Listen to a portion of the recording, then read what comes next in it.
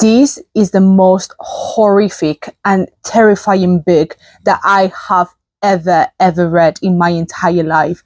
This is not a love story. This is a perfect example of how accepted pedophilia is in our society and how power imbalanced age gap relationships exist as a common denominator in all cultures, in all our whole entire world, and in the 21st century. This is the scariest book I have ever read, and I think it's upsetting to the least what this book represents in media.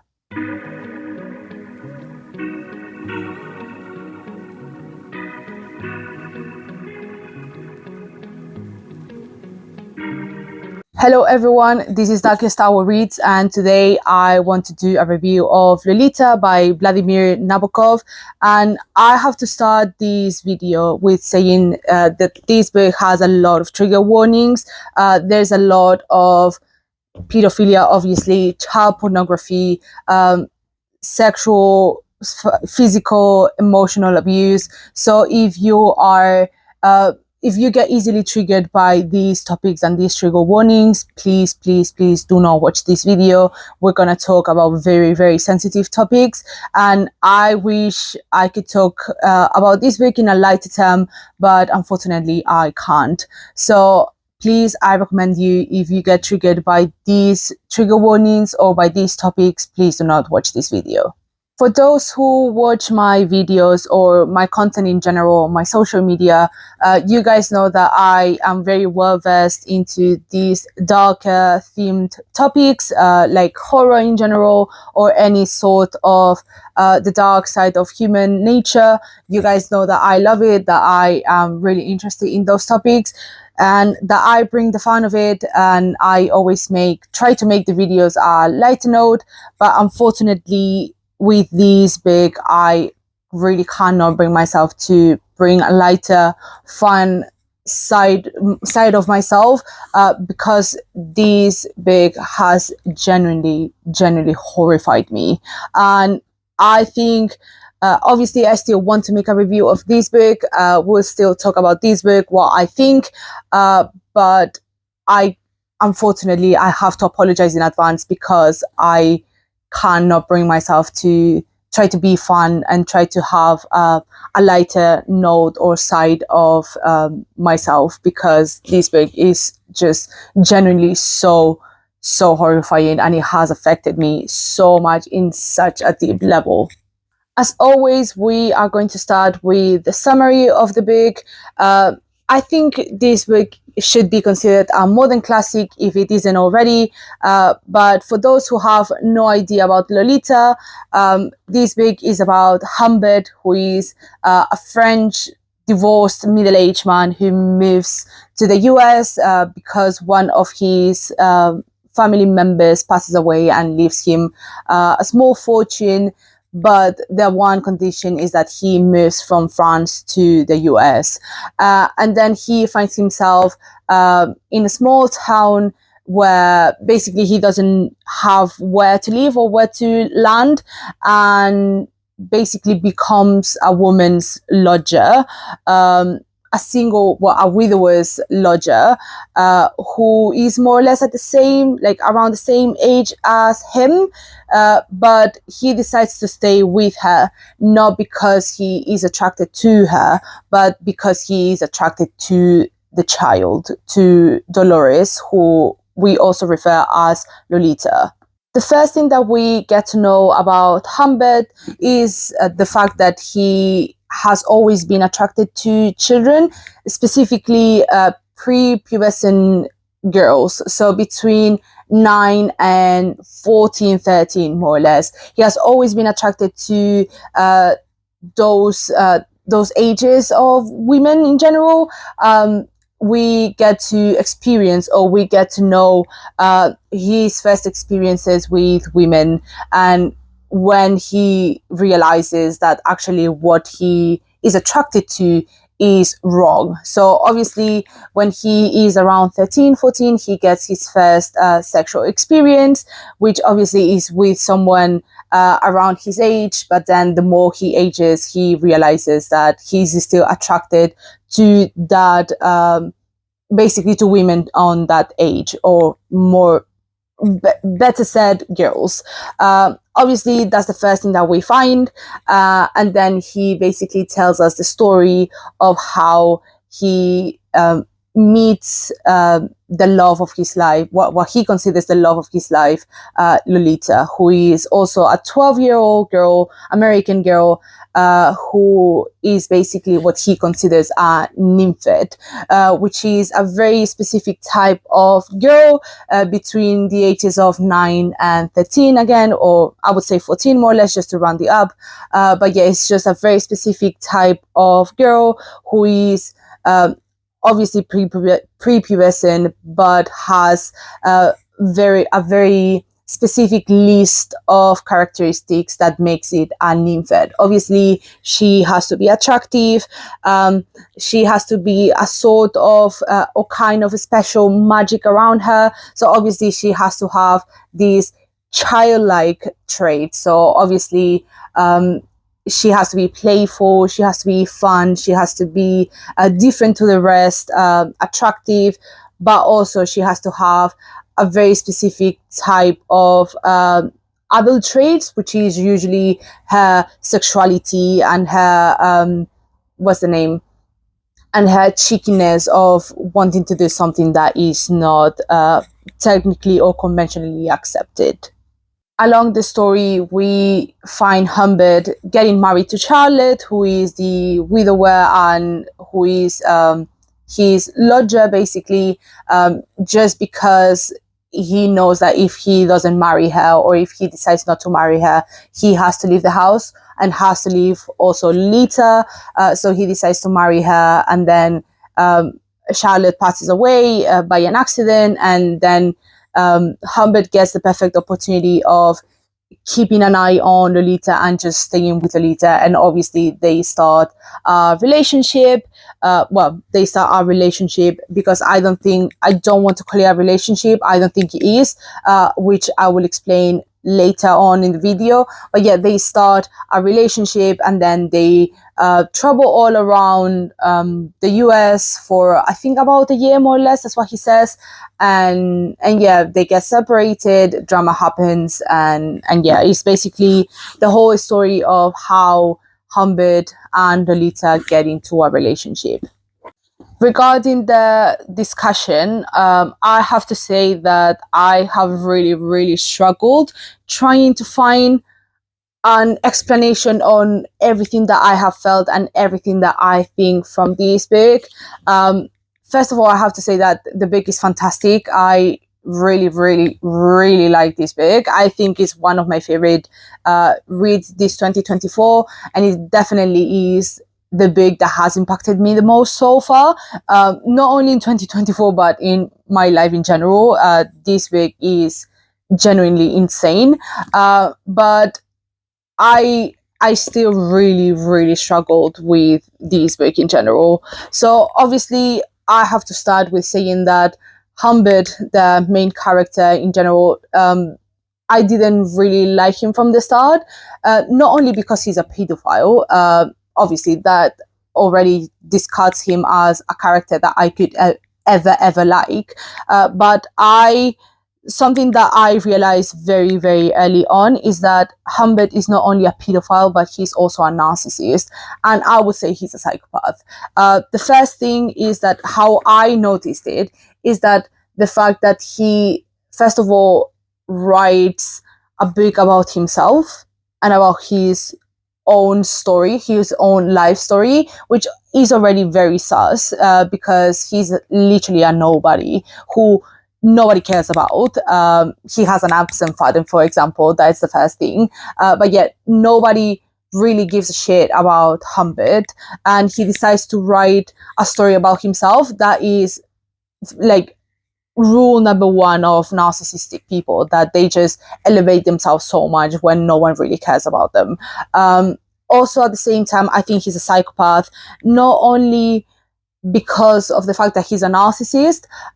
You don't really, like, if you're a narcissist, you don't really have to be a psychopath. Like, they are, even though they are correlated, to these two illnesses, or these two personality types are related or correlated with each other, you don't really have to be one to be the other. But I think in this case, we can really see, like, clearly see that he is both at the same time. So, how do I know that Humbert is not only a narcissist but also a psychopath?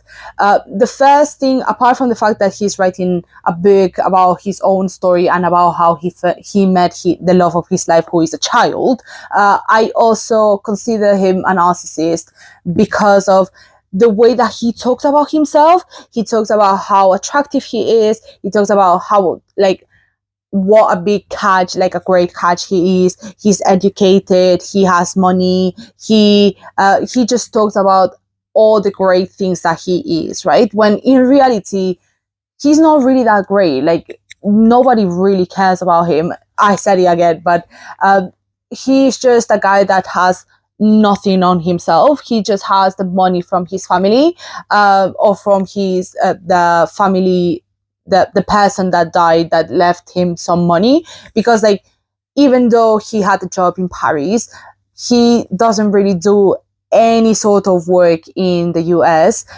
He's just there to live his life.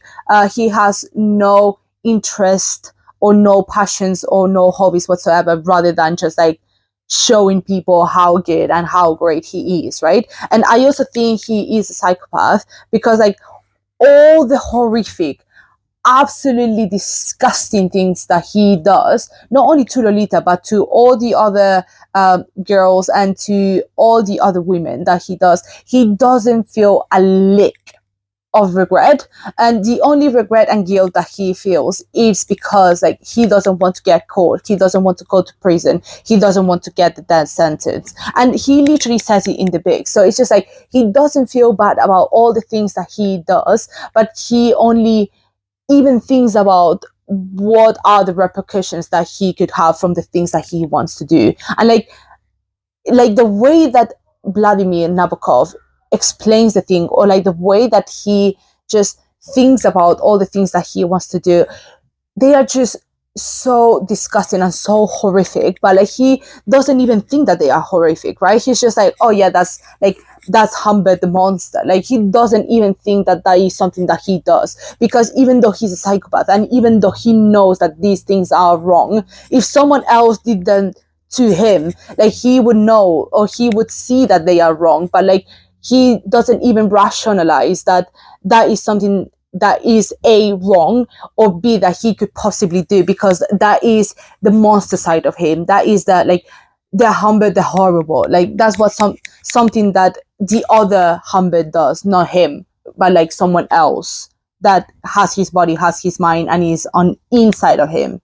And obviously, as every single narcissist, or as every single psychopath that I know, that I have experienced, or that I learned about in psychology in my degree, they always go for the easiest prey, which is usually children or teenagers. Like, it's just so clear to me that this guy is a narcissist. He's just a piece of shit, basically. Like, the first thing that you learn about narcissism and psychopathy in general is that they always go to, or they are always interested in people that are victims. And, like, they always go to the easiest prey, right? They for some reason, like, especially males, like male narcissists, or like narcissistic men, they always go to what is easiest available for them. And in this sense, what is easier to manipulate than a child, or than a teenager, or a young woman? They always go to that type of person, right? And Lolita is literally the best example of a victim, because she is. So how I view Lolita, right? I know that her name is Dolores, but I'm just gonna call her Lolita because it's going to be easier. But Lolita in general, first of all, we have to take into account that she is 12 years old, okay? So she's a child. She's not a woman. She's not a teenager. She is a child. If your age doesn't end in teen, you are a child. So she's 12 when Humbert meets her, right? So Lolita is a child. She is also a kid that doesn't have a father, so she is fatherless. And two, her mother doesn't stand her. Her mother hates her. She doesn't want her. Like the first thing that we learn about Charlotte is that she doesn't give a rat's ass about Lolita, and she just leaves her be and does whatever she wants, right? She has no control. She has no attention whatsoever. And that is why Lolita is so interested in Humbert, because she finds herself as a child, right? As a 12-year-old girl that doesn't have a father, even though she had a good relationship with him, but well, of what we know of, she had a good relationship with her father who passed away, and then her mom cannot stand her for the life of her. So she finds herself she just finds herself like alone in the world, right? So it makes a lot of sense that when an adult comes into her life and pays attention to her and like cares for her, cherishes her, that she will develop feelings for him. Like, it just makes a lot of sense. It happens all the time. And it is the responsibility of the adult to actually mark clear lines between the adult and the child, right? Like, as if Hamid was a normal person, right? What he would do is be a father figure for Lolita, a father figure, or like a stepfather for her, right? But he is not. Like, he uses these stepfather, this father type of label in order to abuse her, in order to use Lolita as he pleases. And we see this all along the book, right?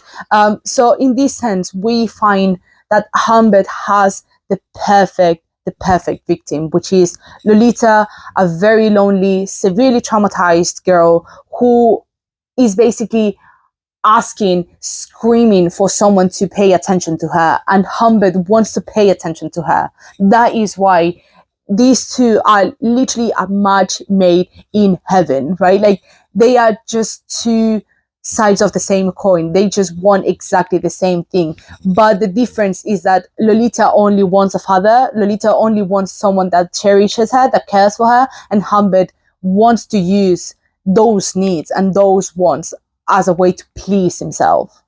The worst part about Lolita as well, the book in general, not the character, but the worst part about the book is the fact that not only we see these disgusting behaviors on Humbert, but we also see it in all the men, all the adult men that are around Lolita. And it's just so clear to me that this is such huge predatory behavior, right? Like, we not only see Humbert using Lolita, but we also see how all the men around her, or even teenage guys, like, they also see that Lolita is traumatized, that Lolita is special, that she is different from all the girls. She struggles in school. She has weird behaviors, like all her sexual mannerisms, and like, they don't see it as a way of, I am concerned for this girl. What is wrong with this girl? They see it as a way of, she's so sexual. How can I reach her? How can I get to her and use her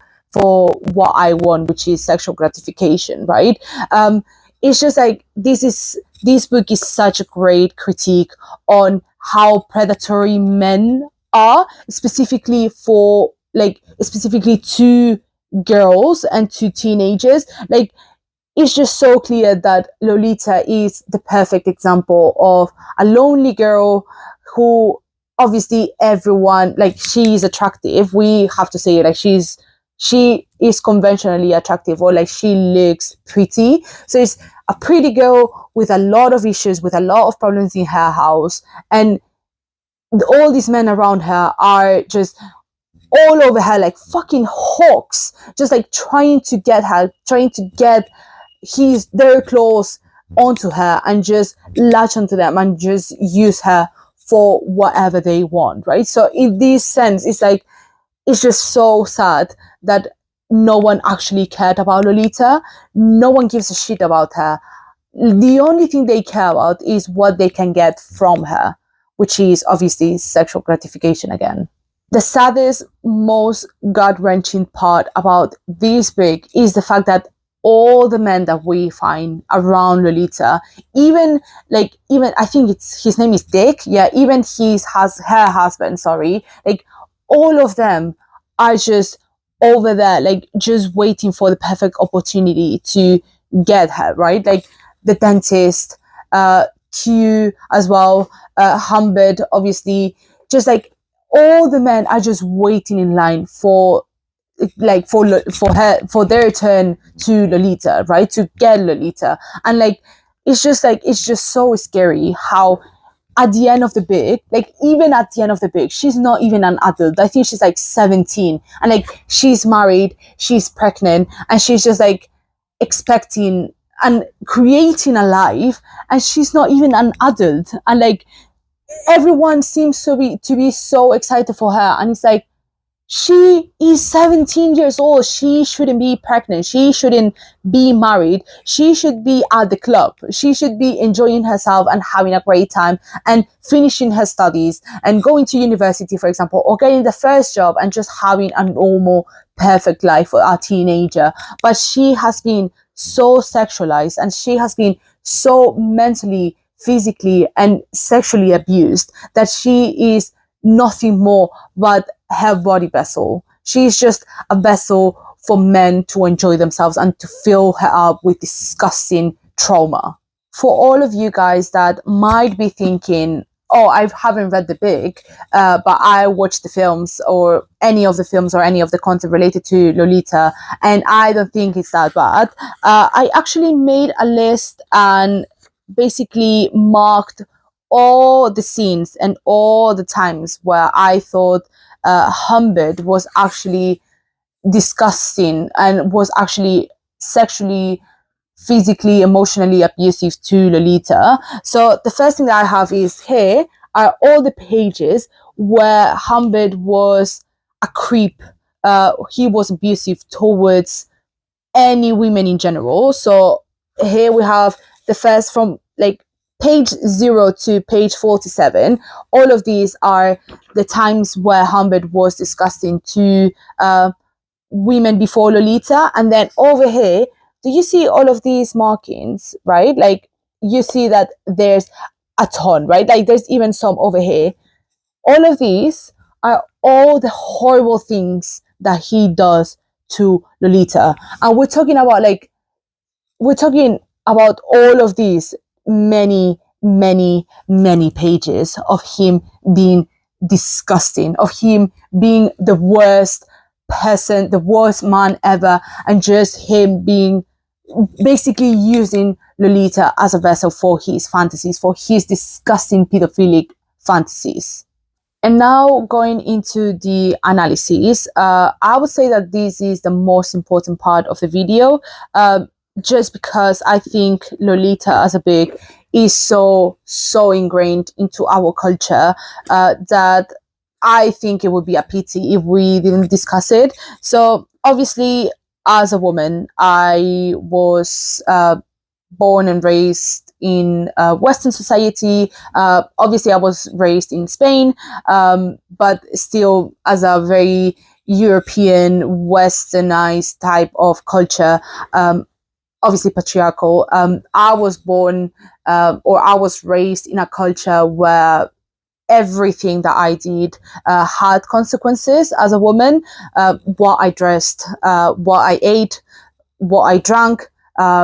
There were a lot of consequences, or a lot of potential consequences for my behaviors, right? Obviously, as a teenager, when I was 13, 14, when I started developing myself as a woman, right? Or I grew from child to teenager. During that period of time, I would find myself struggling with male attention in general. I have to say, I was not a very pretty child. Well, I was a very pretty child, but I was not a very attractive teenager, at least not conventionally attractive, right? Also, I have to say that I was a huge nerd. I was practically invisible.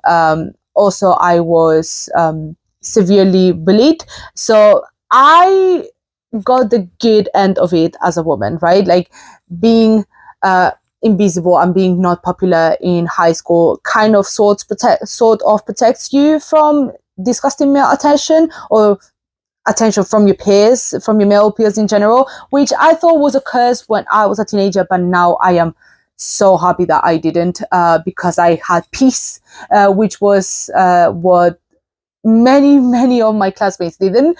But yeah, growing up as a woman, well, as a teenager, as a female in a westernized society, especially in the 2010s or like in the early 2000s, you would find yourself getting unwanted male attention, um, getting roped in parties or in clubs, for example, and just basically having non-consensual attention from men.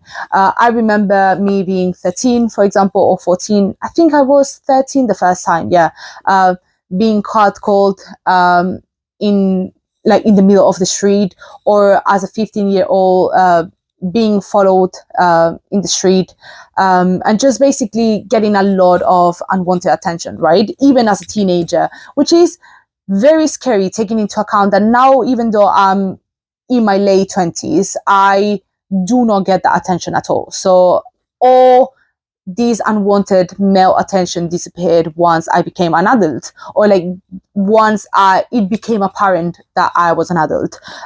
So in our society, in Western societies especially, or at least the ones that I have experience with, which is England and Spain, I find myself realizing that once you leave the era, like your child period, and you start becoming a woman or become a teenager, that is when you get the most male attention. That's when you basically feel harassed every single day by men, or by teenagers your age as well. You get constantly bombarded by male attention in order to basically receive something from you, right? Like I remember me being 15 and just getting daily messages on my social media from all the men just trying to chat me out, for example, or trying to add me on my personal private social media, which I think is fucking crazy.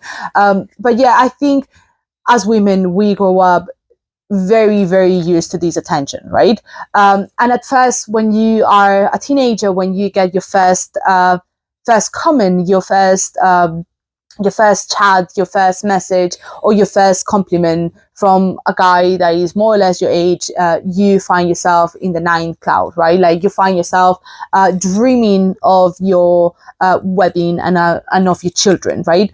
But then the more you experience, man, the more you grow, like when you grow up, or like the more you experience these situations, you find yourself tired, you find yourself exhausted of all these attention that you do not want and that you find exhausted by.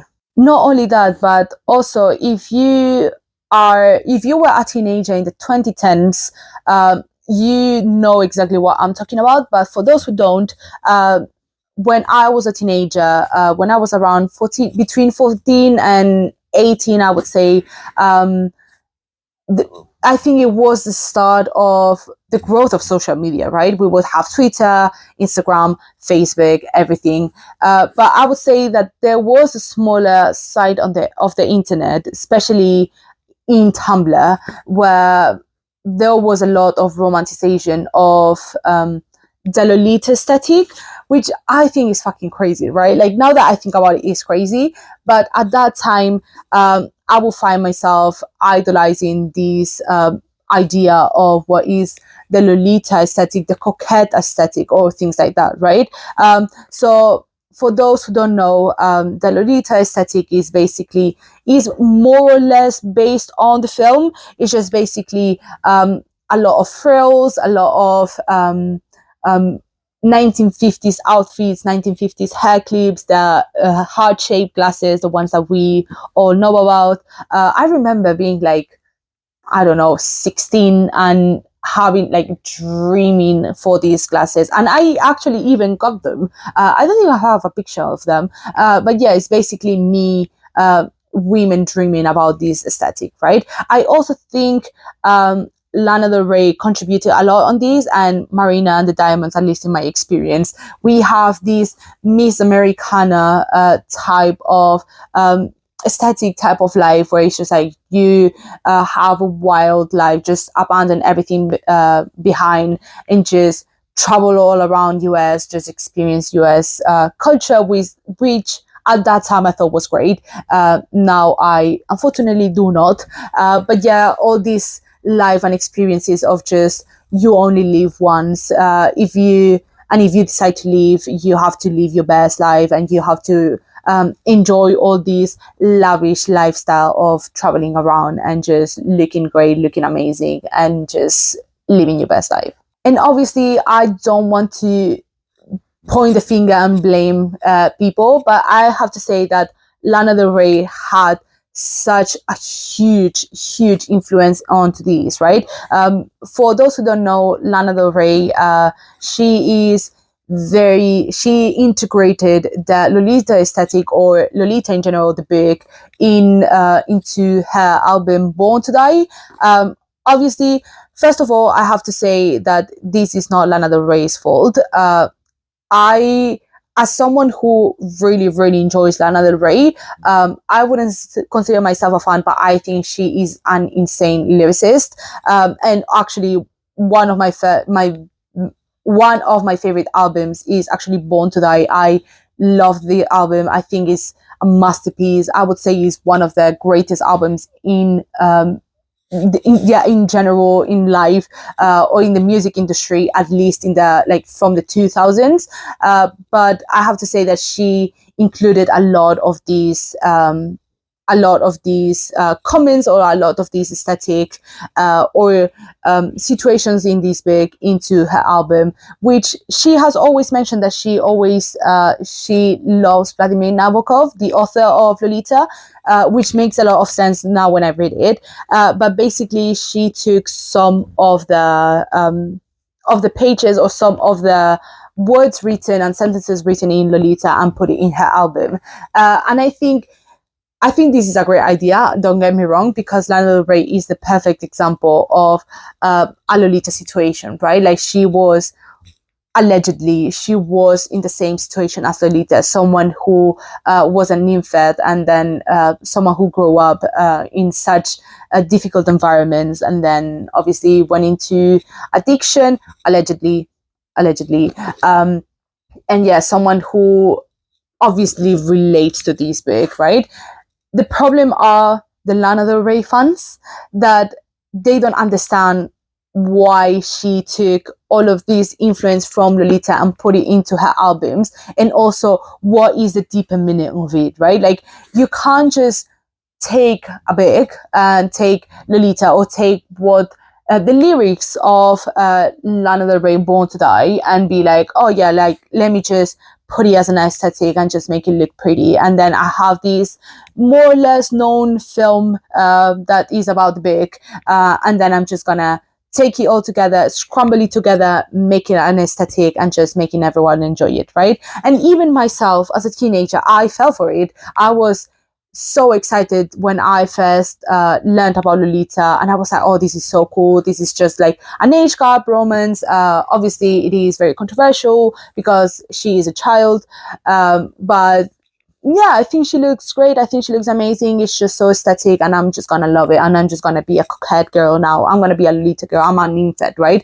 Like, I would be 14 years old on Tumblr just looking at the word nymphet, because I thought it just looked so aesthetically pleasing. And now, like, years later, me reading the book, I realized how horrific all of it is, because it was just so accepted that that was what we wanted, right? Like, we wanted to be teenagers. We were teenagers, but we wanted to look like children but act like adults, right? Like I would see all these not safe for work, or all these sensual pictures of girls that looked more or less my age, or that were 18 but looked very childlike, with all these cute little outfits, but like doing naughty things, right? Like doing sensual things, just showing themselves sensually. And it's like, I thought when I was a teenager, I thought that was so cool, and I actually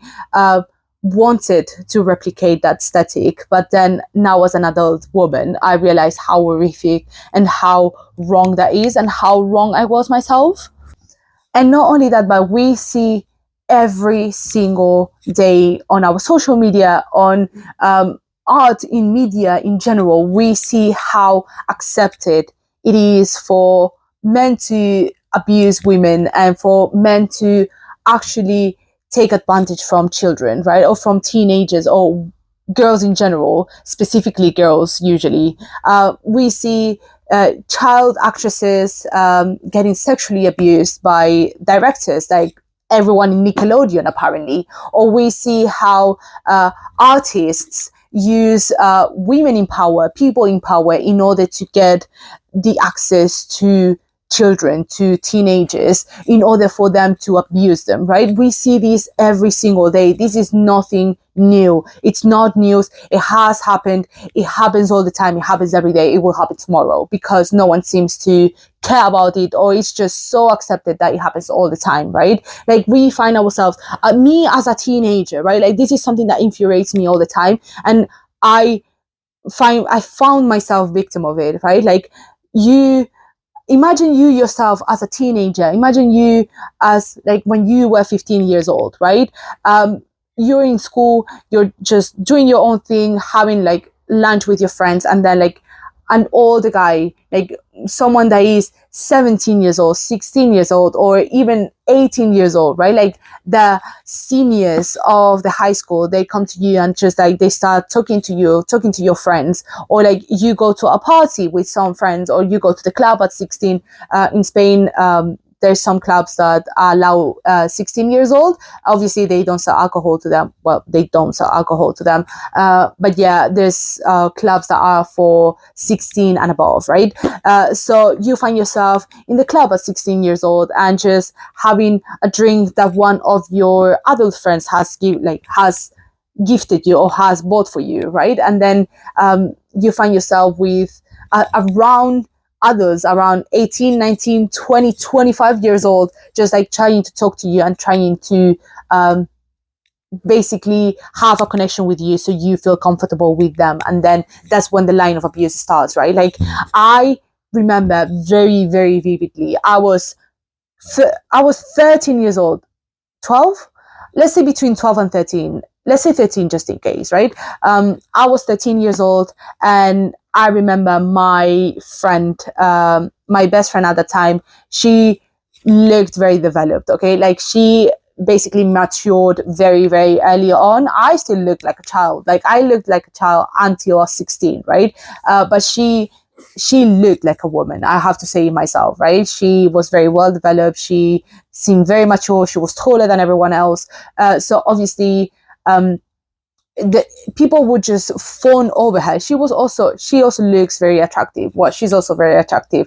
Well, I haven't seen her in years, but yeah, she was very hegemonically attractive, right? So I remember me going through the halls, like the high school halls, just doing my own thing, and then being stopped by a 21, I think he was 21, by a 21-year-old guy, and just talking to me so he could talk to the girl. You're telling me that you're 21 years old, like you are a grown ass man, like you are grown up, right? Like it's not like you're not 18, 17, right? Like you can vote everywhere, you can drink everywhere in the world, and you decide to pay attention to a 13-year-old. Are you joking? Even though she looked like quite older for her age, she still looked like a teenager. She was still a teenager. She was a first year.